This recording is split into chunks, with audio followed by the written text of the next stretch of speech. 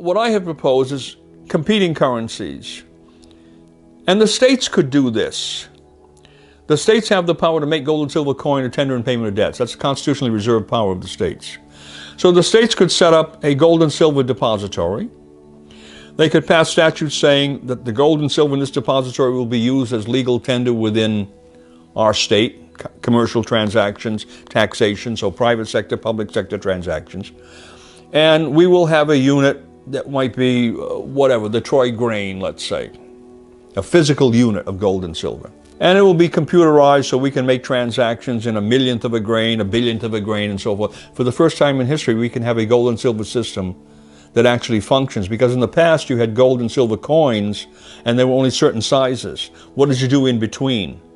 That created difficulty. That led to things called token coinage. It led to things called bank currency, right? Because you only had coins of certain sizes and you had transactions of different values. The computers today can handle any transaction you want to imagine.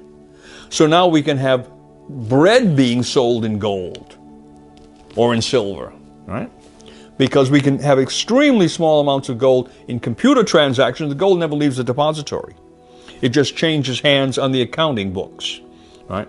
My gold becomes your gold, or your silver becomes my silver, depending on the transactions that occur. We never even touch the gold.